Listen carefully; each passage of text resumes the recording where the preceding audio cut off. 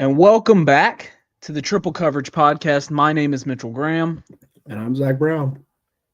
And it is a two-man show again tonight. Cody had some business to tend to, so we're holding down the fort. We're coming off a great week 8, a good week of games where we saw, what was it, seven top 11 teams lose or top 13 team. Yeah, it was a lot of chaos. There's a lot of teams, a lot of chaos, a lot of really good games. So I don't know if we should even belabor. I think we should jump into some of these really good games. Zach, take it away. Okay. I was gonna start off with some coaching carousel stuff, but we can. Let's do it. Yeah. It seems like every week we've got a new coach firing. Obviously, Billy Napier was fired from Florida after a win against Mississippi State, a win where they didn't look all that impressive, to be honest. The word around the SEC and Florida program is he was going to be fired no matter what the result of that game was. They had already made the decision to fire him after that game. And it's strategic. They strategically fired him right after the Mississippi State game to set up for a potential upset against Georgia. That was the whole point in firing him, we'll talk about that game more next week, I think. Yeah. But that game does make me more nervous now. It is kind of a recipe for an upset, as I think you mentioned in our group chat. Yeah. But lots of rumors about Lane Kiffin being the guy that they're targeting. And I feel like Lane Kiffin is everybody's number one guy every single year in the coaching carousel. And, Lane Kiffin, the young Lane Kiffin was prone to jump around a lot. I feel like he could never stay anywhere more than 2 years. Then now there's that viral story of his daughter basically convincing him or basically telling him, like, look, you need to just enjoy where you are instead of just jumping around all the time. And she convinced him to stay in Oxford. And he's enjoying it. Now, I can see both sides of the coin here. I can see why he would stay in Oxford, but I can also see why he would take the Florida job. Right. There's not many jobs that I think he would leave Oxford for, but I think Florida might be one of them. Considering Steve Spurrier is somebody that he's always looked up to. He's even said Steve Spurrier has been one of his inspirations in coaching. And his personality is very much similar to Steve Spurrier, taking jabs at people, kind of a funny guy, solid ball coach. He's very much a Steve Spurrier type personality. And that's what Florida fans are looking for right now. They're not looking for – I don't think Florida fans are looking for the next Urban Meyer. I think they're looking for the next Steve Spurrier. They want that Steve Spurrier mentality back. I think he's a perfect guy for the job. I do know that I think the backup plan from what I'm hearing is Eli Drinkwitz. I don't know if he'd be a great fit in Florida. I think he fits perfectly where he's at in Missouri. But we'll see. We'll see what happens there. There's a lot of coaching carousel. Like this year, I think we've seen more firings. And there's still a lot more to come. I honestly think there's probably at least 5 more coaching positions that are going to be open by the end of the season. Agreed. And so it's some of them could happen this week. Yeah. I mean, programs like Auburn, programs like Florida State, programs like Kentucky, if you haven't already pulled the trigger, I don't think you're going to make a splash higher because all these other programs that have already gotten the jump on you, they're already talking to people. They're already talking to all the biggest names available. You're kind of behind the 8 ball at this point. So you're almost – I wonder if you're almost better off if you're those programs to just stick with your coach for another year because you're kind of already behind the 8 ball at this point. Yeah. I think that another interesting one, if we see a loss this week and then a couple other losses, is LSU. Could LSU be looking to move away from Brian Kelly and get more of a culture fit? Because I think Lane Kiffin would go to LSU. At a drop of a hat. When you said LSU, and I think I even put this in our triple coverage group chat, everybody's talking about Lane Kiffin to Florida. But if that LSU job opens up, what's the better job? I think LSU's the better job than Florida. 100%. Even though Florida is number 4 in the country in NIL money, I think that's above LSU. I think Lane would be a much better culture fit at LSU. You could win right now. I mean, the offense that they have right now they could win a national championship with it. They're just not. Mm-hmm. They're not scheming it correctly. They're not executing correctly. If you gave them Lane Kiffin, with that defense, man, that's a nightmare. And I know that back to the Florida job, Pete Nakos has reported that Florida is not looking to go for a coordinator or to go for a group of 6 coach. Like, they are not looking to build a player. They want to get an established big name in it. Well, their last 3 hires have all been basically experiments. Have all been taking a chance on a coordinator. Sunbelt Billy. Coach. Dan Mullen was at Mississippi State before he went to Florida, and then Jim McElwain. Jim McElwain was the Colorado State head coach. Yeah. Then Will Muschamp before him. Muschamp, yeah. That was his first head coaching position, right, for Will Muschamp. So, yeah, they're kind of tired of the taking a chance on so and so or going for a coordinator or a group of 5 guy. And I think eliminates John Summerall, who I think would have been a good one. I honestly think John Summerall ends up at Auburn. Yeah. I really think John Summerall is going to end up at Auburn. Golish, I think there's a real chance Golish ends up at Penn State, to be honest with you. Wow. I think the more I'm seeing, they've kind of swung and missed on a few different guys they had at the top of their list that are no longer interested. I think that they may try to take a chance on Golish. That would be a total culture shift from what they've been in the past. But South Florida's had good defenses, so maybe it wouldn't be too different. But I think an interesting name here for some of these big name, or for some of these big schools that are looking for a new coach, is Clark Lee. I mean, what he's done at Vanderbilt, you have to give him a look. If you're giving Eli Drinkwitz a look, you have to give Clark Lee a look. Absolutely. So, and Vandy, I know Vandy's his dream job, but if a team like Penn State called, I think he would go. Oh yeah, and then you got to think about Rhett Lashley. That was a name everybody talked about preseason that nobody's mentioning anymore. Yep. Rhett Lashley, I think, is a prime candidate for either the Arkansas job, possibly, or I think honestly, Arkansas is probably just going to stick with Bobby P. They're probably just going to hire him as the head coach by the end of the year. The way they've been playing. Oh. Yeah, I mean, they've barely lost both games they've played in. Taking the teams out, the offense is playing way better now under Bobby P. So I think they'll probably just keep him.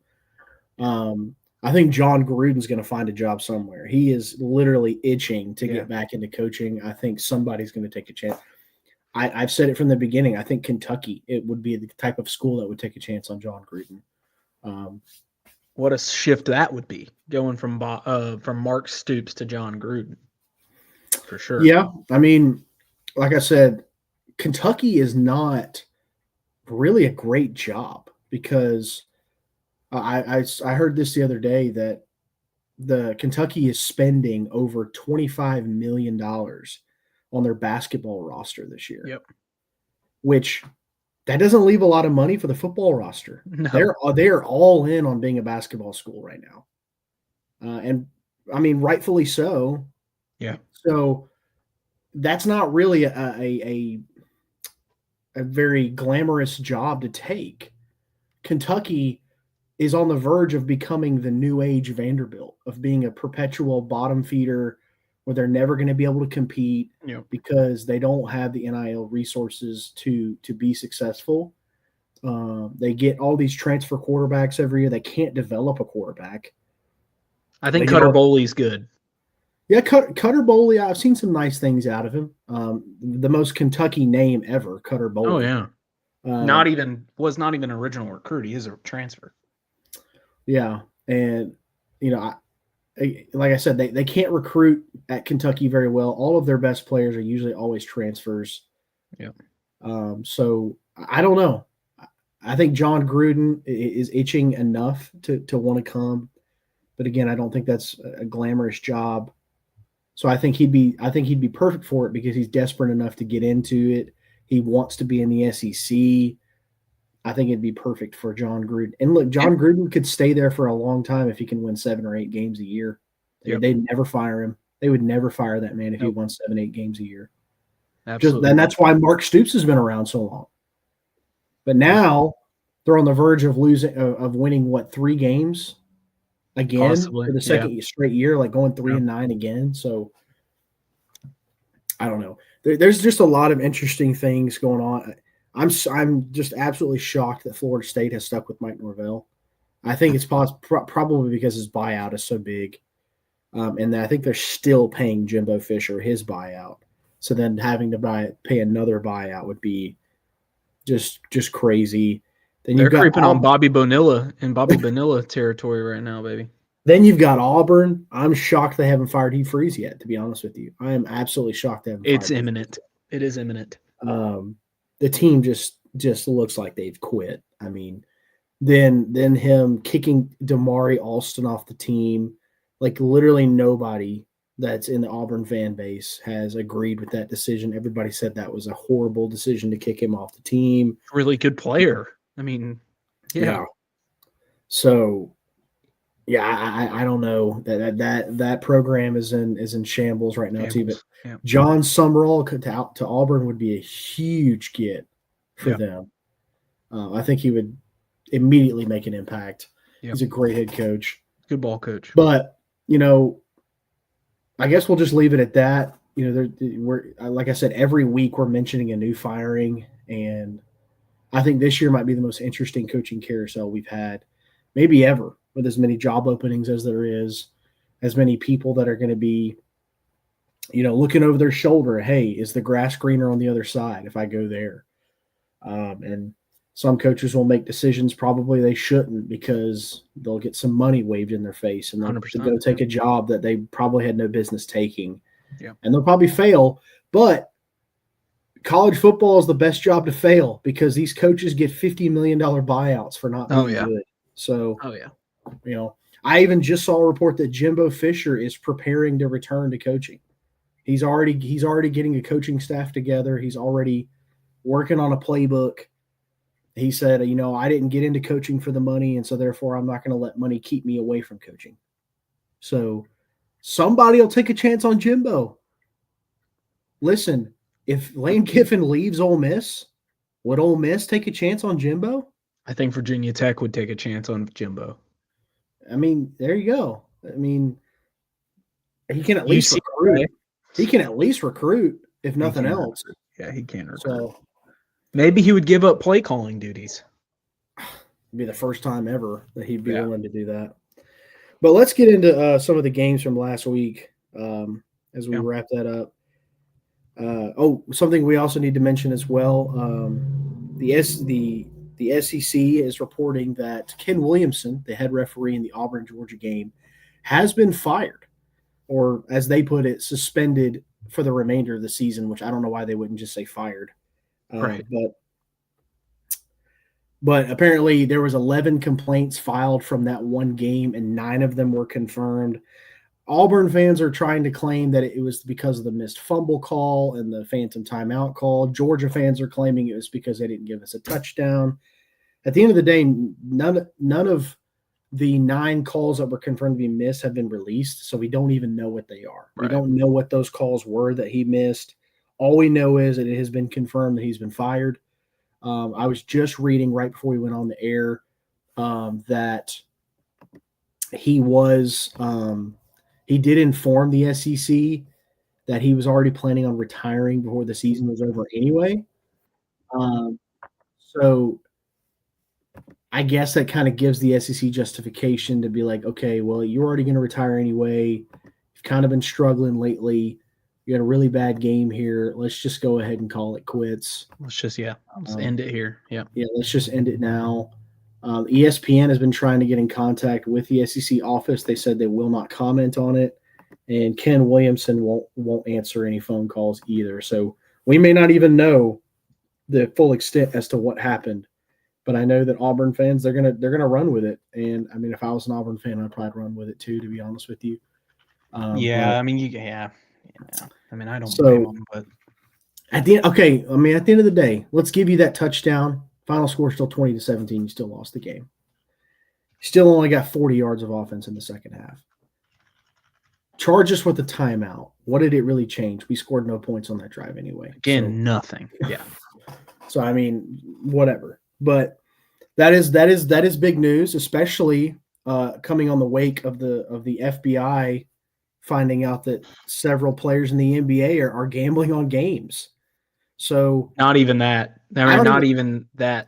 It's more. It's crazy. I mean, I don't know all the details. I just know there was something with the FBI crackdown on gambling within the NBA or something like that. Or it's associated with it, and this came from this Chauncey Billups, the head coach of the Portland Trailblazers, a player for the Miami Heat called Terry Rozier, and then an assistant coach, former assistant coach for the Cavs, were all feeding bets and illegally gambling to give money to a mafia group. That the FBI has been looking into.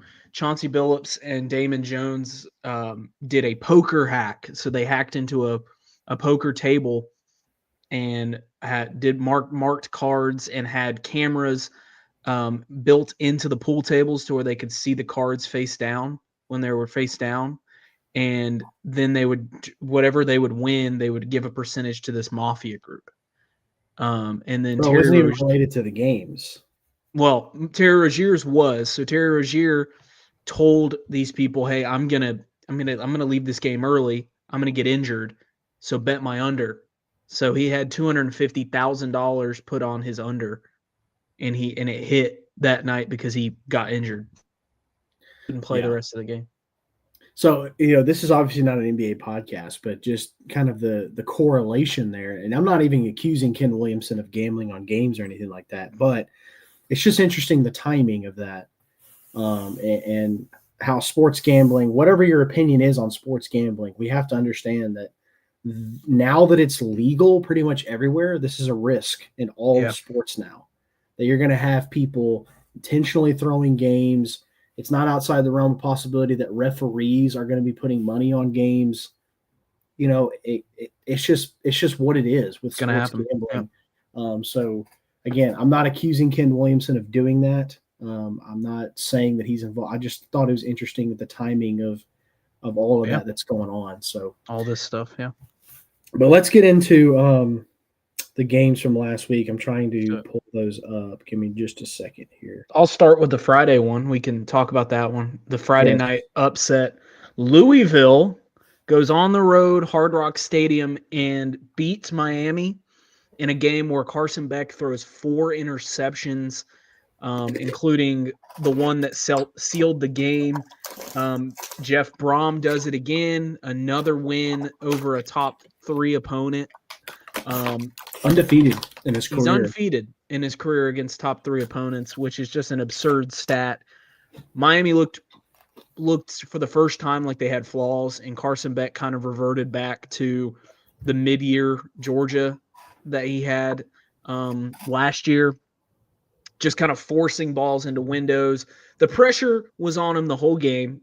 Louisville had a great scheme put up against Miami's offense. But Zach, I mean, this was a big deal because Miami up to this point had kind of looked untouchable and like the second best team, maybe an argument to be the best team in the nation. And then Louisville comes into their house and beats them. Yeah. Well, I mean, I mentioned it before. Mario Cristobal, early on in the season, is a much different coach than he is later on. If you look at his record, the first 2 months of the football season, he's almost unbeatable. But then you look at his record the last 2 months of the season, and he's barely above 500. So it's he's a different coach at 2 halves of the season. It's crazy. You can't finish the year well. Whatever you were doing to start, usually a team is supposed to be getting better as the season progresses. Yeah. But for some reason, it's almost like his teams get worse as the season goes on. It's very odd. And that's not the mark of an elite team. Elite teams get better throughout the year, not worse. And Carson Beck, look, I've said it before. I don't wish the man ill will or anything like that. I am for anything that makes Georgia look good. I am not anti Carson Beck. I am pro anything that makes Georgia look good because I'm a Georgia fan. I'm biased. Right. And it looks like Georgia won the deal here. Gunnar Stockton over Carson Beck. I mean, I think I sent the resume over. Somebody made a blind resume, and we figured out who the two resumes were. I'm going to try to find it here. Yeah, I remember this. Between Carson Beck and Gunnar Stockton. Gunnar Stockton has, through the same amount of games, 1,553 yards passing, 10 touchdowns, 1 interception, a 70% completion percentage, 279 rushing yards, and 7 rushing touchdowns, and has played 3 currently ranked teams, whereas Carson Beck has 1,484 yards, 11 touchdowns, 7 picks, 73% completion percentage, 26 rushing yards, 1 rushing touchdown, and has only played 1 ranked team. So, and that's something else that I wanted to talk about is why is Gunnar Stockton not being considered for Heisman Trophy right now? The way he is playing, what quarterback in the country is playing better football than Gunnar Stockton? I know some people. Ty Simpson. I mean, Ty Simpson, yes. And I know some people have said Julian Sayin, but I don't think Julian Sayin's playing better football than Gunnar Stockton. I mean, they've been destroying people so much that he hasn't been in situations like Gunnar has. Yeah, Julian Sayin is a fantastic quarterback, and I'm not taking anything away from him, but to say that he's outplaying and would deserve a Heisman Trophy more than Gunnar Stockton would at this point is kind of crazy in my opinion. And I don't know why Gunnar is not getting more praise and more attention for that award than he is right now. If there is someone else that probably deserves it right now over Gunnar, it would be Fernando Mendoza, Indiana's quarterback, 21 touchdowns and 2 picks on the season, and they're 7-0 in big games and stuff like that. So I think that's really the guy. Him and Ty Simpson are the only 2 right now that I think you could put over Gunnar in quarterback play. But I think, and if we really just, look, Miami played bad. I kind of want to just jump into this Georgia Ole Miss game. If we want to just segue into that, what we saw from Gunnar in that game was near perfection. There wasn't a throw. 12 for 12 in the second half. It was perfection. It was in the second half. And the first half, there wasn't those throws that made you hold your breath, that you almost threw a pick on. He was distributing the ball. Our offense was humming. I think it was probably one of the best called Bobo games I've ever seen. Oh, yeah. The way that Bobo controlled the offense, mixed up the offense, dabbled in some trick plays, some misdirection stuff. It was a classic, or it was one of the best Bobo games I've seen. Offense scores on every drive except for the last drive where we knelt the ball down. Yeah. And if you would have told me that Georgia would have a game this year where they've let up 41 points and a game where they've let up 35 points, I would have told you they were probably 0-2 in those games. But they're 2-0 in those games. Yeah. And they've scored 44 and 43 in those 2 games.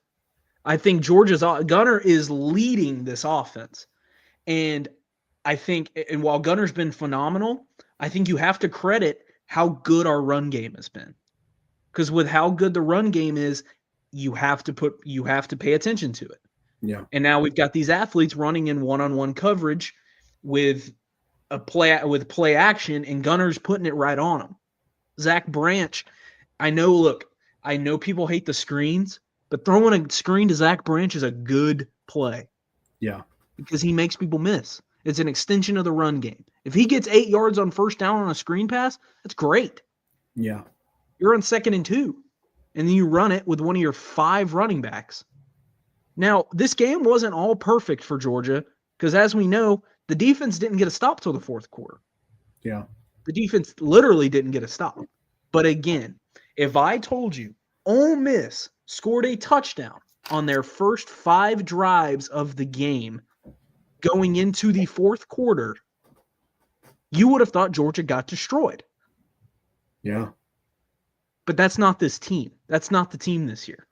Yeah. And so I think that was one of the more impressive wins. I think there's back-to-back wins for Georgia that are 2 of the more impressive wins that I've seen in the Kirby Smart era. Just resiliency, belief, And I think it all starts at the quarterback position. You got a guy that everyone believes in, that everyone rallies around, and it was playing injured, out there playing injured. Injured.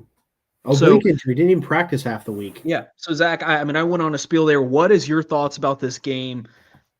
It's just break it down. I mean, I've got so many things I want to say about this game. I had so many things I wanted to say after the Bama loss. I think I have just as many things to say about this Georgia win. Yeah. Let's just start with the defense. The defense does not look good. The defense does not look like a championship level defense. But I think if any team could win a national championship without having an elite defense, it would be this one. Simply because of how resilient this team is. This team literally does not quit ever. Just when you think that you've got Georgia beat, you don't. They come out of nowhere. Let's go back to the Georgia Tech game last year. We're down by 17 late in that game. You think you got Georgia beat. Georgia scores a touchdown. Georgia Tech, all they got to do is get 1 or 2 first downs. They pretty much ice the game. Dan Jackson, huge fumble recovery. Scored. This team just does not quit. They just do not let up. And what is the number one mark of a great team? In my opinion, the number one mark of a great team is a team that can win in multiple ways. Team that can win in any kind of game you play in. Yep. Georgia can win in the 10-7 low-scoring scraps, but Georgia can also win in the shootouts. That's a mark of a great team, a team that can win in both kinds of games. And we've seen both kinds of games. The Georgia-Auburn game, everything was hard offensively for both teams. Then you have the Tennessee game and the Ole Miss game where everything was hard in defense for both teams. And we've won all of those games. Yeah. The only reason we didn't beat Bama is because there's some kind of curse to where we can't beat them. Talon Taylor was wide open on that play. He catches that ball. We're probably 7-0 right now, undefeated, number 1 team in the country. But, there's just so much to say. When it comes to the defense, though, I think it's time to start seeing what some of the other guys can do.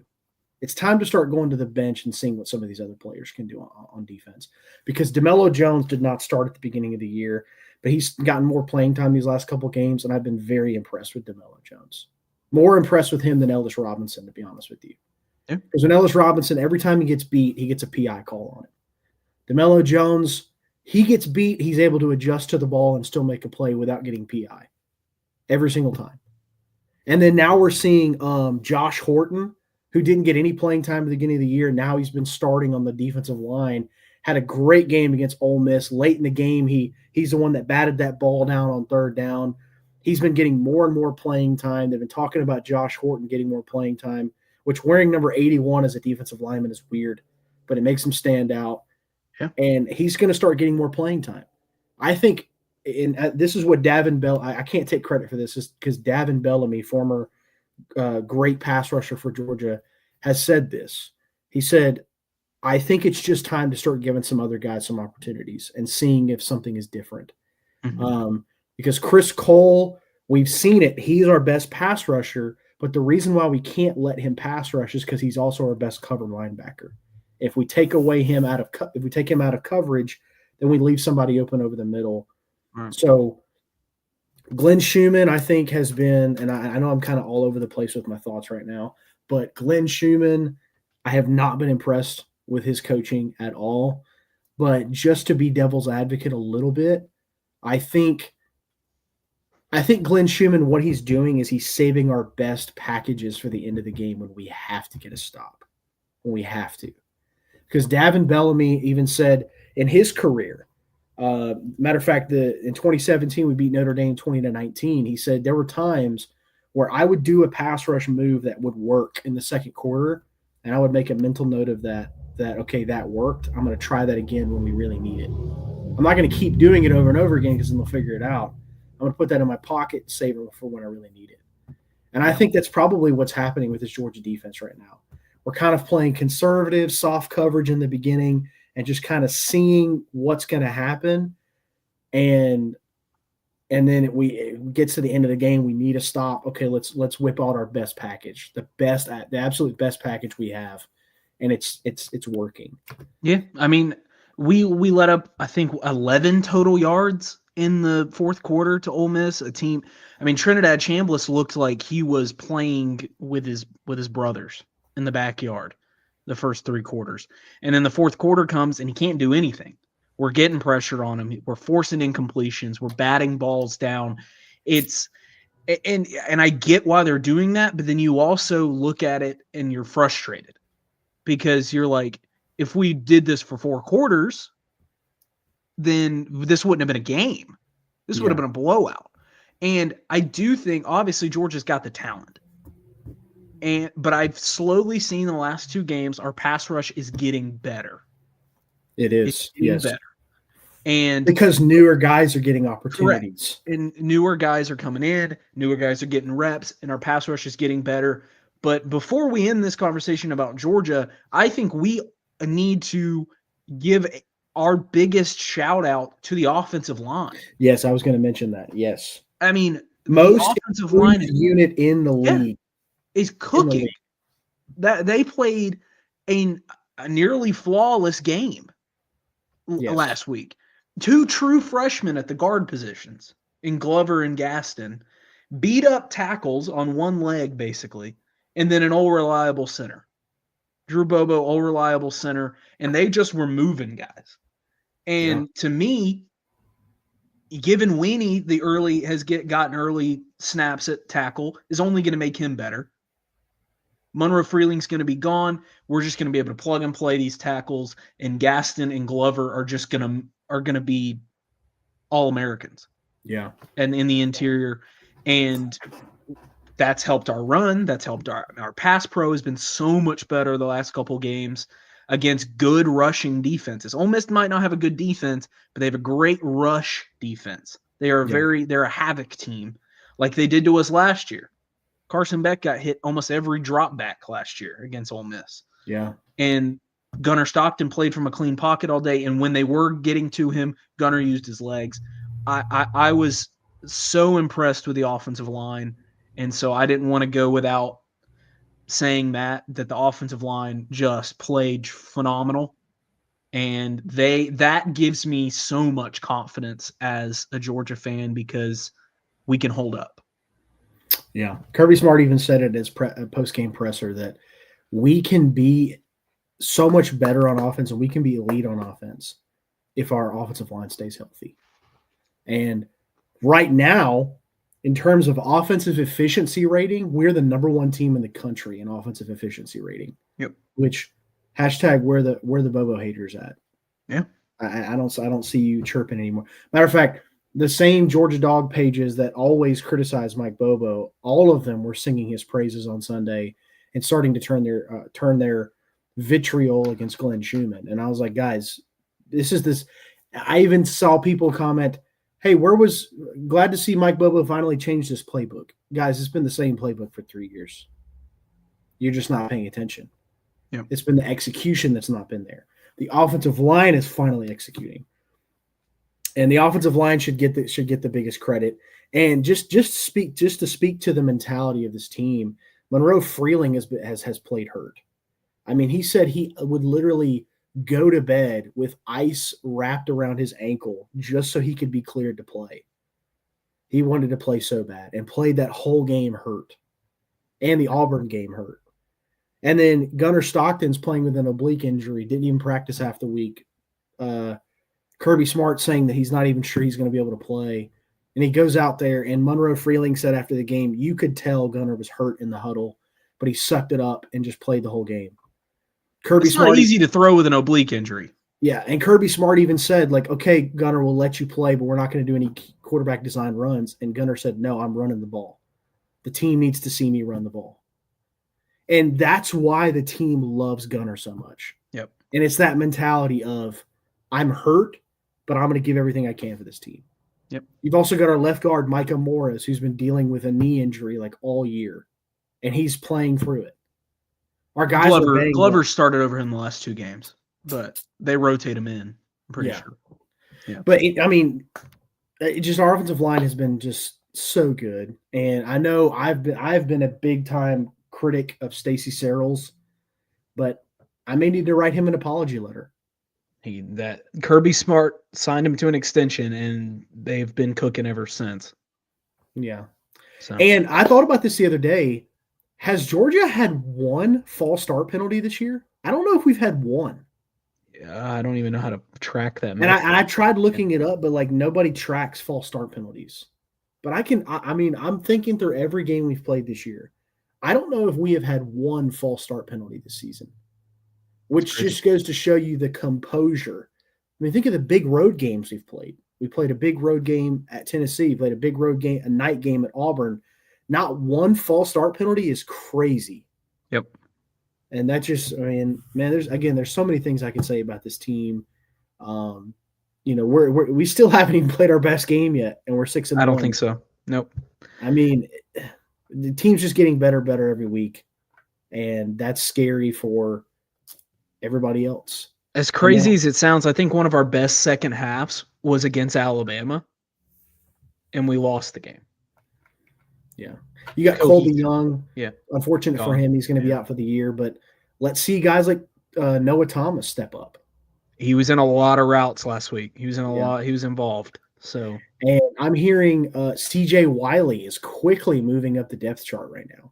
Yep. CJ Wiley is probably going to get some playing time here in the next few days or next few games. I mean, but just, I mean, what can you say? This team just does not quit, and I just love the Bulldogs. I love watching this team.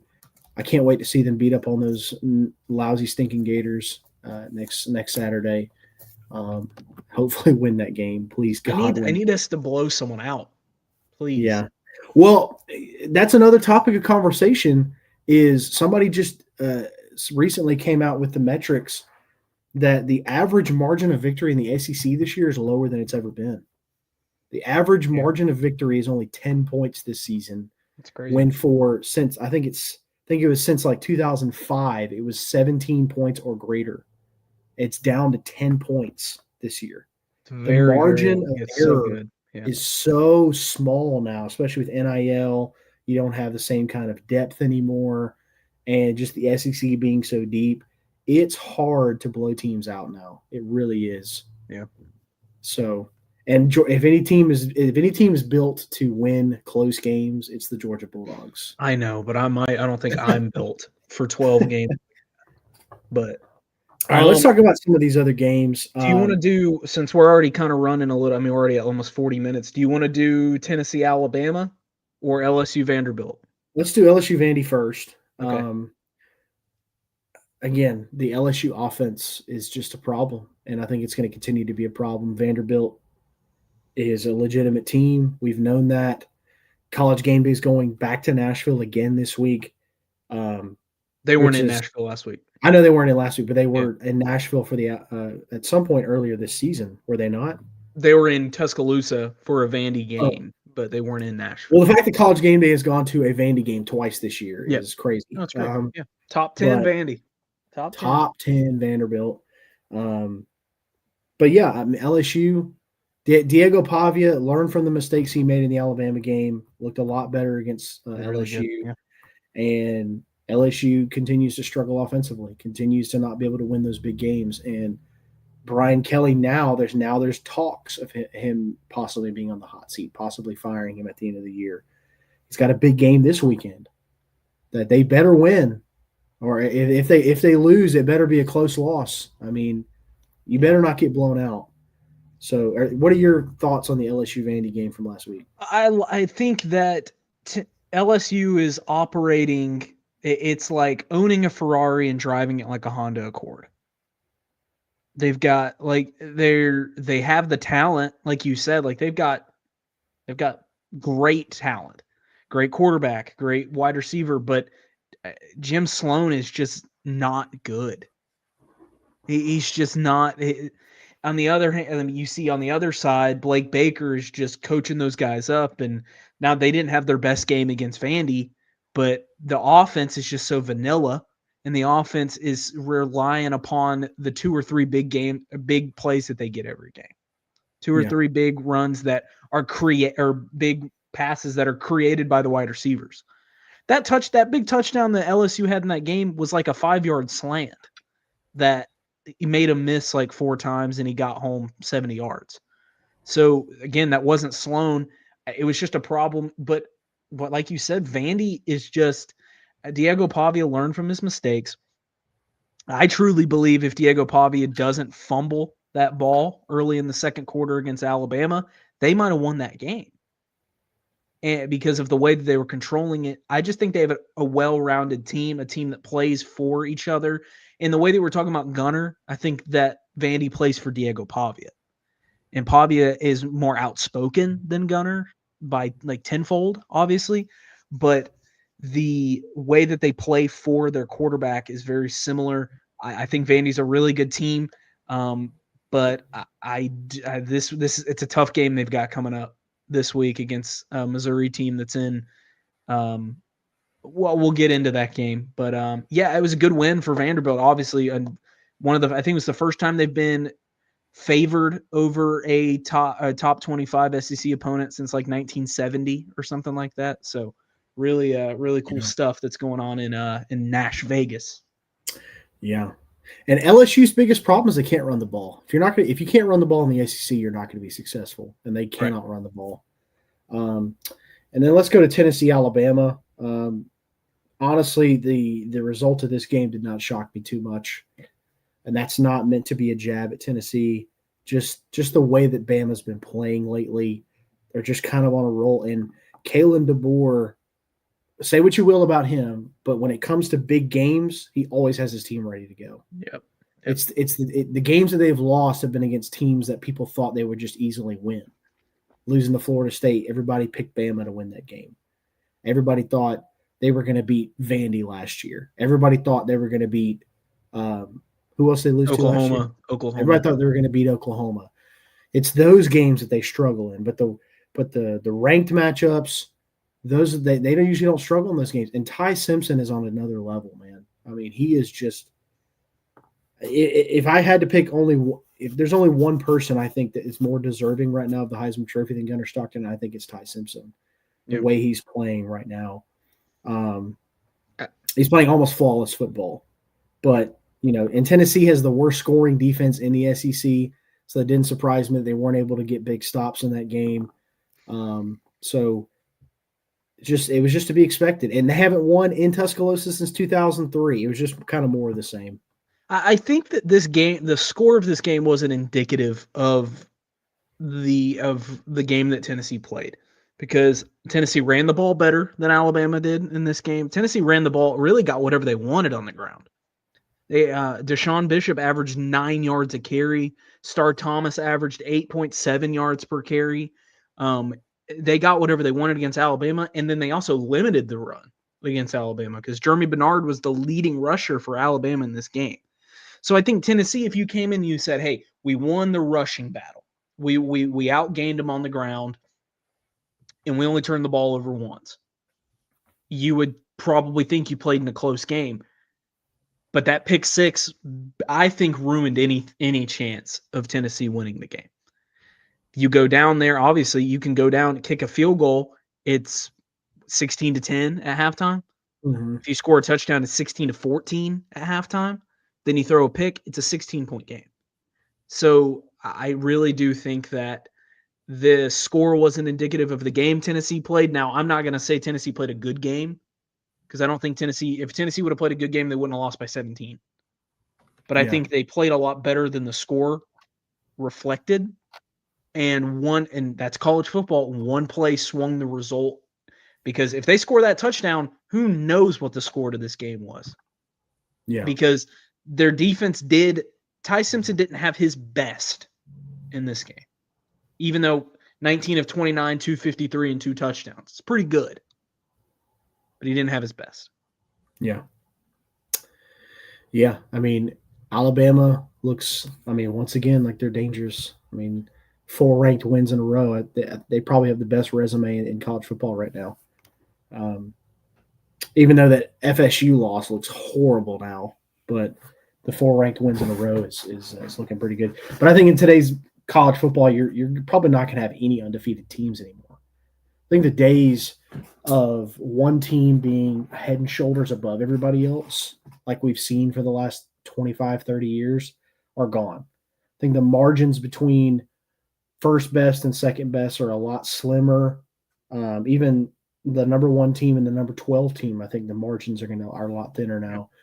Yeah. So you're going to see teams. You're probably going to see teams over the next couple of years, even with 2 losses, win national championships. Maybe even 3 losses. Who knows? They had 2 losses last year. Yeah. So, I mean, you're just going to see it more. I think losses are going to be more part of the game now. But let's get into this week's games. Last week was kind of brutal for all 3 of us with our picks. But this happens every year. We always have one week that's just like not good. I think that's been every week for me. I think Cody won the week and he only scored like 8 points. Yeah. So right now the score is I'm still in the lead with 98. Cody has 97 and you have 80. So you're falling more and more behind every week. I think you finished last like 4 weeks in a row now. Yeah. Let's see if we can get you some points this week. The first game this week is Ole Miss at Oklahoma. Ole Miss kind of coming off a tough road loss at Georgia. Now they have to go back on the road against Oklahoma.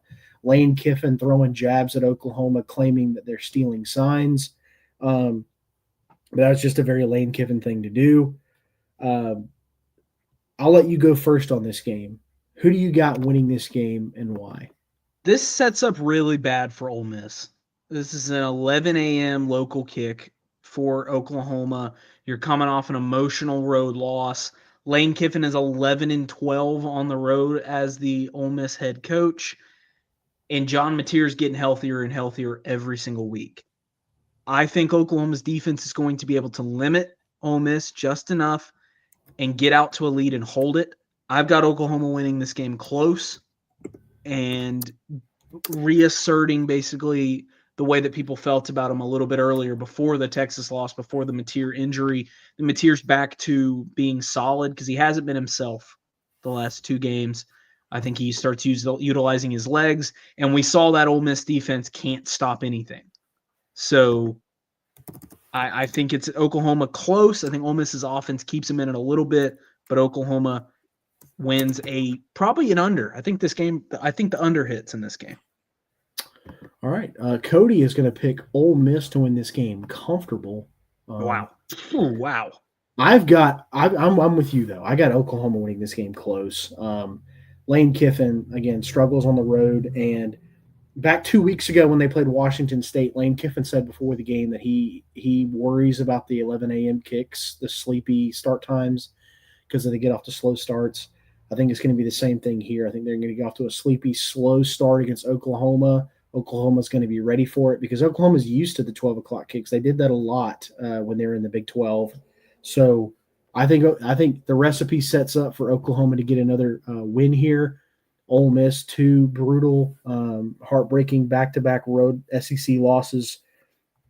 And just like that, Ole Miss goes from national title contender to are they really that good? And I think, yeah. and I think them losing this game is only going to ramp up the Lane Kiffin's leaving rumors. Because if you remember, I think it was 2 years ago when Auburn had just fired Brian Harsin. Yep. All the rumors were swirling that he's going to Auburn. And now we found out that he was really actually considering taking the Auburn job. What happened? They lost the last 3 games of the year in a row. Oh, yeah. Yep. So I think that's a recipe for disaster for this Ole Miss team. I think he might be a little distracted, might be talking with the Florida, brass. Give me Oklahoma close. Next one. We haven't done a group of 5 game yet this year. Yeah. But this is our first one. South Florida at Memphis. And both of these teams are 6-1. USF is ranked. Memphis, I believe, was undefeated and ranked last week. And then they lost to a very bad UAB team that had just fired Trent Dilfer. But, that just goes to show that sometimes when you fire your coach, it kind of brings new energy and new life into a team that following week. We've seen that several times this season. But Memphis coming off a brutal loss last week. to ruin their perfect season. USF only got one loss to Miami. Both of these teams, I think the winner of this game probably is your group of 5 representative in the playoff this season. A lot of implications. I'm going to go with Memphis to win this game close at home. I got Memphis winning this game mainly because I think Golish has his eyes somewhere else. I think his eyes are roaming around. He's getting all these phone calls. He's on a lot of people's top 5 for coaching candidacies. And I think Memphis wants to bounce back from that embarrassing loss last week. I don't know. I'm just feeling this one. Give me Memphis to win this game close at home. I'm going to go the other way. I think that Memphis showed some flaws last week, losing to a bad UAB team. And I think that this USF team is a really, really solid football team. You lost to a good Miami team. They had another one of these situations where they were playing undefeated North Texas on the road, and they handled them. I think they do that again. I think this is a comfy USF win. Byron Brown, Alex Golish. Now, you say Alex Golish might have his eyes somewhere else. John Summerall is in the same boat. So you got a Tulane, not Memphis. Oh, well, their guy is also been getting attention. I forgot his name. It's because he took a jab at Georgia on a podcast like 2 or 3 weeks ago. Okay, but right. Well, that's why. Anyways, I think USF's the better team. I think they win this game comfortable. All right, Cody's going to go with USF close as well. Next one, and I do want to preface before we get into these next couple of games that this is one of those weeks where there's not a lot of great games on, but it's usually in those weeks that there ends up being a ton of chaos. So, 100%. But this one is Northwestern traveling to Nebraska. Talk about the quietest 5-2 team in the country. Nobody's talking about how Northwestern is 5-2 right now, actually playing some good football. Yeah. Nebraska is coming off a bad loss to Minnesota last week. Only scored 6 points, and for me, they looked distracted. I know there was a lot of rumors about Penn State and Matt Rule, and I know he's already turned down the job. Penn State's already moved on from Matt Rule, but I think they looked really distracted last week in that game. But I think they bounce back and win a comfortable game this week. I don't think they're going to lose twice in a row to teams that they're better than on the roster. Give me Nebraska comfortable. They're at home this week. They're not playing a road game on a Friday night. I think they bounce back and get a comfortable win against Northwestern. Yeah, this is another 11 a.m. kick in Nebraska at home. I think Dylan Raiola bounces back after probably one of his worst games, and the offense didn't play well. Everything that you said, I think Nebraska wins this game comfortable. I'm on the same page as you. And if I'm not mistaken, this is just kind of a side note. I think we have covered like almost every Nebraska game this year. We pick Nebraska a lot on this show. Yeah. We pick a lot of their games this year. And Cody's also going to go Nebraska comfortable. So all 3 of us have the same pick. Next one is BYU at Iowa State. BYU coming off a big win in the Holy War last week. Iowa State, even though they've lost 2 games, still look like a very formidable team. I think they're still very much in it in the Big 12 race, and that's still a solid team. It's going to be in Ames. Give me your pick for this game. Look, BYU. You sit there, you keep looking at them. It's like, when are they going to lose?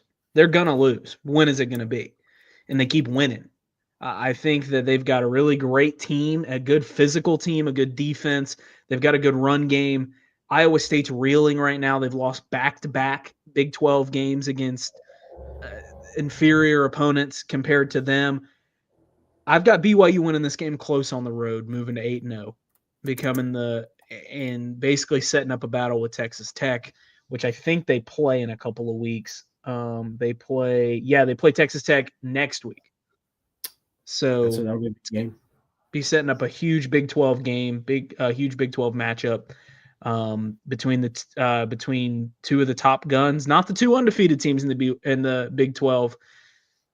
Definitely not the 2 teams you would have thought would be 4-0 in conference play going into week 9, but it is BYU and Cincinnati. Yeah. I definitely never would have thought Cincinnati would be 4-0. No. But Cody, all three of us got the same thing. We've all got BYU close in this game.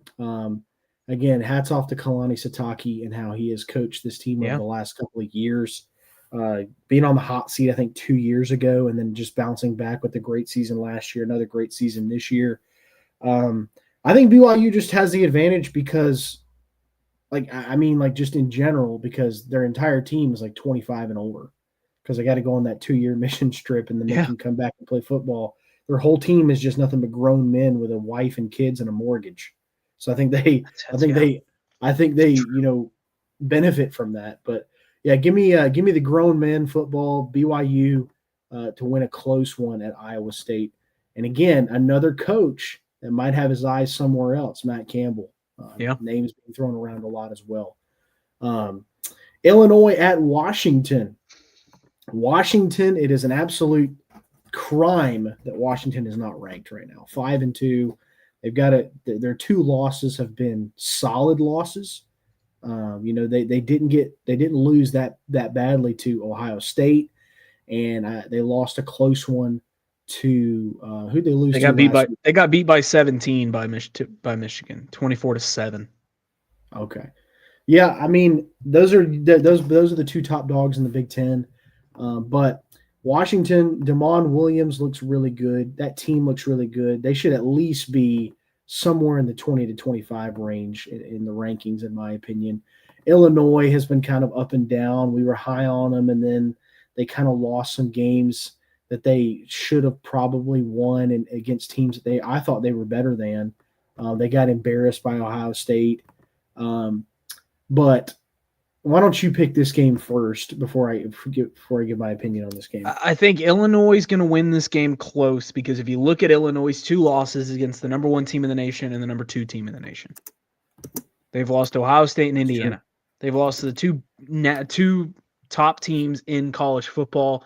I think this team's a good defensive team. Luke Altmaier is a good quarterback, and I think that defense is going to be able to put enough stress on Damon Williams where they can win this game on the road. Tough to win at Washington. Tough to win. They have to make the travel to the West Coast. But I think Illinois pulls this one off. I'm going to go the other way. I'm picking the Huskies to win this game, and I got them winning comfortable. I think they can win this game by double digits at home. I like Brett Bielema, but it seems like right around this point in the season, a lot like Mario Cristobal, is kind of when things start turning south for his coach teams.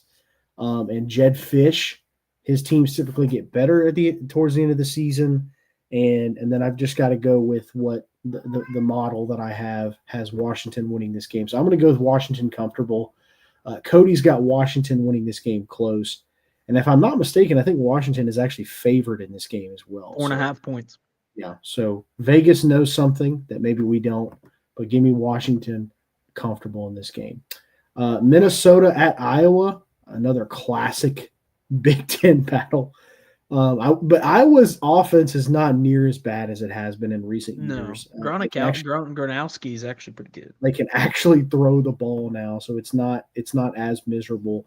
And I've been pleasantly surprised with Minnesota freshman quarterback Drake Lindsey.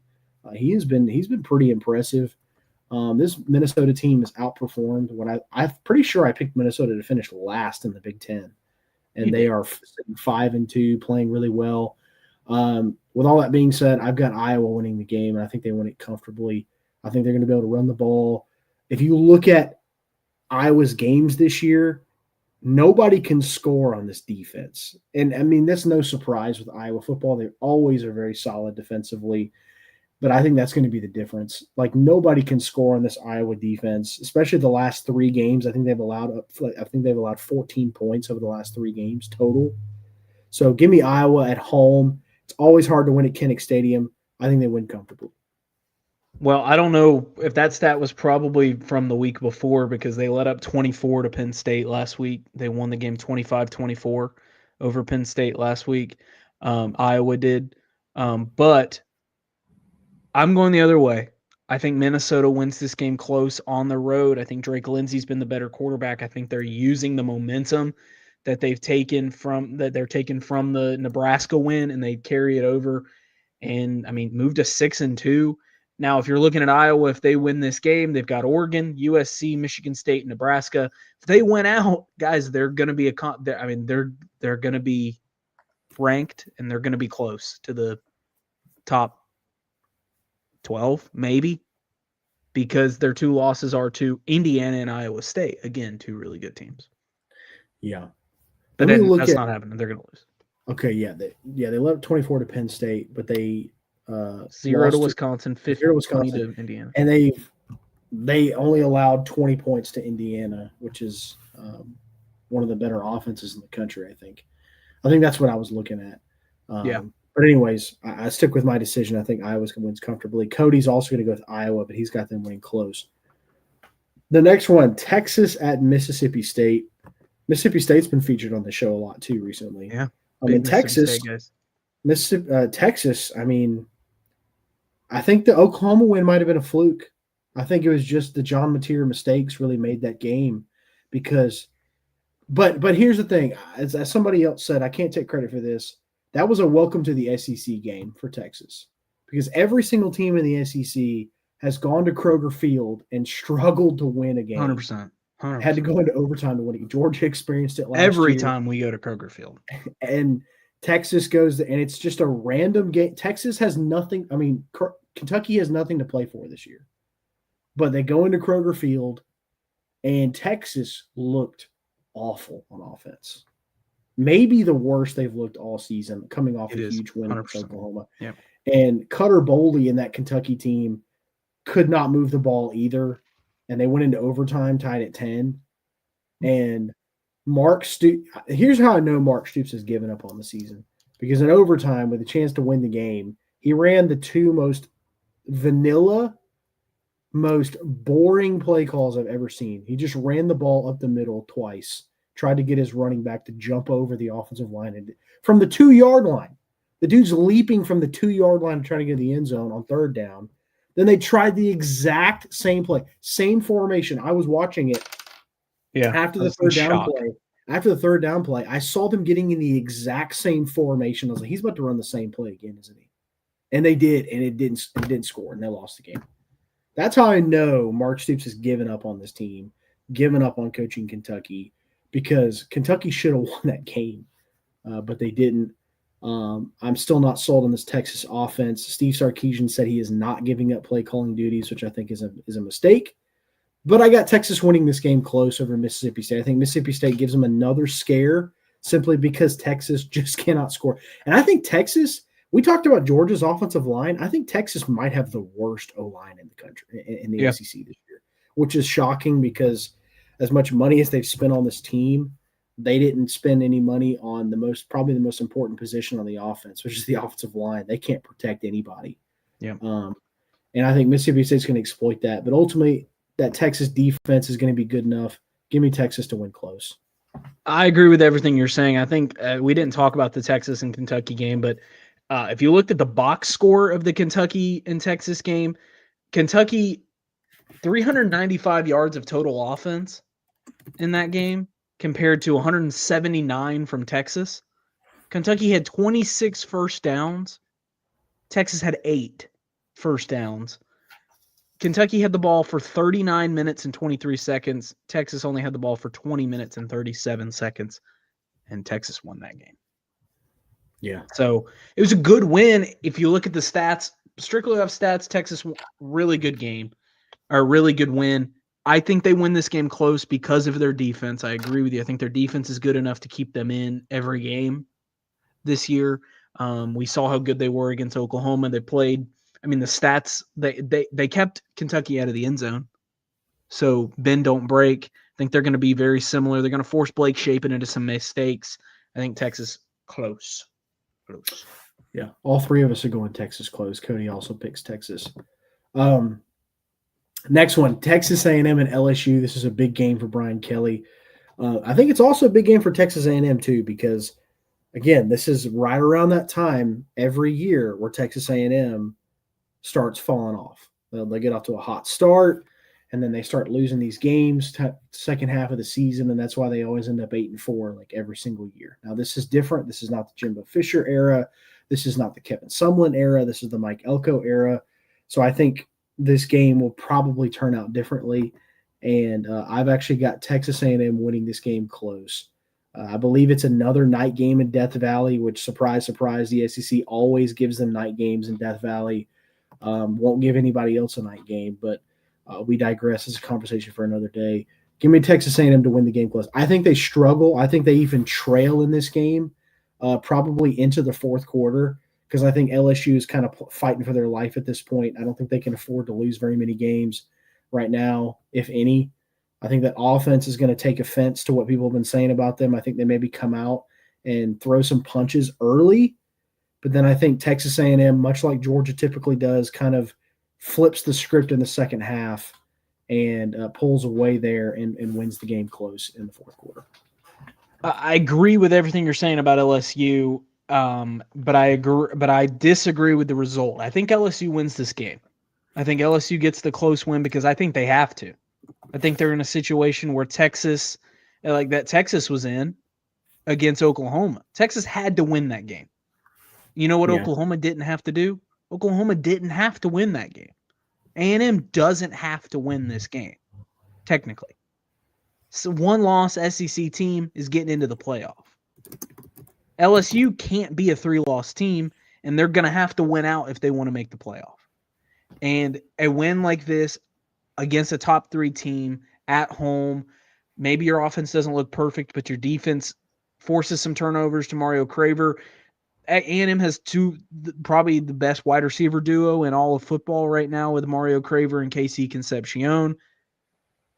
But I think LSU does it, and they win it close at home for a must-win. When you spoke all night about how teams get worse as the season goes. As much as people don't like Brian Kelly, his teams get better when you enter end of October, November, and December. His teams are better by that point in the year, and I think that's going to show tonight or on Saturday night, and LSU wins this game close. Yeah, I mean, Brian Kelly always typically has a tendency to, right when things start getting bad, he wins a big game to keep his job and kind of silence everybody. So it's not a bad pick. Cody is also going to go with Texas A&M close. Next one, we've got Houston traveling to Arizona State. Houston going a quiet 6-1. They're also not ranked, which is kind of crazy. Arizona State coming off a big win over Texas Tech. Arizona State's season has been just a roller coaster, losing to Mississippi State, and then they went on that hot streak, and then getting blown out by Utah. By Utah. I know they had Jeff Sims starting. Probably would have been a different story if Sam Leavitt played in that game. But this is a solid Arizona State team. Why don't you pick this game first? Well, I think Arizona State's got their swagger back. I think that now that Leavitt's fully healthy, they're establishing the run game. They've got a nice two-headed monster with Raleek Brown and Kanye Udo, the Army transfer. Both of them are starting to run the ball well. I think Arizona State wins this game comfortable. In the biggest game that Houston has played this year, they got beat pretty bad against a good Texas Tech team. But Houston having to go to Arizona State, again, it's the time zone difference. Mountain time, you got to go to Tempe, playing against a team that's coming off a big win against Texas Tech. I think Arizona State wins this game comfortable. Yeah, all three of us are in agreement. We've all got the Sun Devils winning this game comfortable. I think Houston's on the right track. I think Willie Fritz has them going in the right direction. Yeah. But I think, I just don't think they're better than this Arizona State team. They've kind of had the benefit of an easy schedule so far this season. Houston has. But I think their back half of the season is kind of backloaded, and I think they're going to lose a couple more games this season. But Houston fans should be encouraged with the direction the program is going in. I think that they're compared to where it was. Yes. Yeah. So Arizona State comfortable. Sam Leavitt's going to be the difference in this game. Agreed. And then the game of the week is Missouri at Vanderbilt. Second time they've been the game of the week on our show. Crazy. Both of these teams, their only loss came to the same team, Alabama. Both of these teams, that was really the only game they looked bad in was against Alabama. Yeah. So this is going to be I think this is going to be a barn burner. I think it's going to be a great game between these two schools. But ultimately, I've got Diego Pavia winning the game for him. I think Vandy wins this game close. I think it comes down to the last drive of the game. I think we might see a shootout here between these two schools. Vanderbilt's defense has not been great this season. Missouri has been pretty good on defense. I think their pass rush is better. That's good. That's what's going to keep them in the game. But I just love the moxie of Diego Pavia, honestly. I'm a huge Diego Pavia fan. I love the confidence that he exudes and the fact that most of the time he can back up his words. I just love guys that can do that can go out there and talk the talk and walk the walk. So give me Diego Pavia and Vandy to win this game close. I'm going to not so fast you. I'm going Missouri for a big win on the road against Vandy. I think if Vandy has shown a biggest weakness this year, it has been their run defense. The best rushing performance that Alabama has had by far was against Vanderbilt. Jam Miller went for 100 yards. They were kind of doing what they wanted on the ground. And Missouri is looking to run the football. Ahmad Hardy's had back-to-back tough games, but before that, he had not ran over like 110 yards in his first 5 games. I think Missouri wins this game because of the ground. I don't think it's going to be a shootout. I think Missouri limits possessions in this game. I think Missouri tries to go on long, sustained drives on the road, takes the offense out of it, and tires down the Vanderbilt defense, and basically ices the offense. And I think Missouri wins this game close, low scoring, like a 20-17 score for one of Eli Drinkwitz's biggest wins. And who would have thought your biggest win would be Vandy? Yep, and top 10 Vandy. Win. Both of these coaches might have their eyes somewhere else too, so it'll be interesting to see. And I think Cody's also going to go with Vanderbilt close as well. Look, I'm either going to fall down 25 or make up some ground this week. Yeah. All right, Super Dogs. I'll just say this. Me and Cody have the exact same Super Dog. We both are going to go UCLA to cover against Indiana, 25.5. I was very scared to pull that trigger, but there wasn't a whole lot of games I was super confident in. And I just love the Jerry Neuheisel story. Like, go Jerry Neuheisel. I don't think they're going to win this game. 3 in a row. But 25.5 is a lot of points for how well their offense is playing right now. So give me them to cover. Look, I'm going down to Columbia, South Carolina. I think South Carolina covers the 11.5 against Alabama. As much as we've talked about, you've said it. The games that Alabama loses / struggles in are games that they're supposed to win. This is honestly another team, another coach that might be fighting for his job or might have his eyes somewhere else, but he wants to make a statement. I think Lenora Sellers is due a good game. Lenora Sellers has been horrible this year. Their offensive coordinator is bad. Yeah, Mike Shula is bad. He's been awful. I think this is a game where South Carolina can make it close, can be competitive. Last year in Tuscaloosa, they made it competitive, almost beat them. Almost went to overtime because they got that onside kick late in that game. I think this is a game that South Carolina can keep close throughout. I think Lenora Sellers can make plays with his legs, and Alabama's run defense isn't great. I think they're going to be able to run the football, limit possessions again. I don't think Alabama loses this game. I'm not picking – if we were picking this game straight up, I'd pick Alabama close, but I think South Carolina covers. Very nice. All right. Well, that's the show this week. I was tempted to pick Oklahoma State to cover against Texas Tech because Hammond is starting again for the Red Raiders, but that team is 1-6 and really bad. So I'm not. Yeah, really bad. Really bad. So, yeah, that is the show. Thank you guys for listening. Thank you guys for supporting. Let's hope for another great week of college football, and we will see you next week. Enjoy the bye week, Georgia fans. Yes, no stress. No stress this week, Georgia fans. Enjoy it. Just watch football. I've been Mitchell Graham. That's Zach Brown. We'll see you next week. Peace. Peace.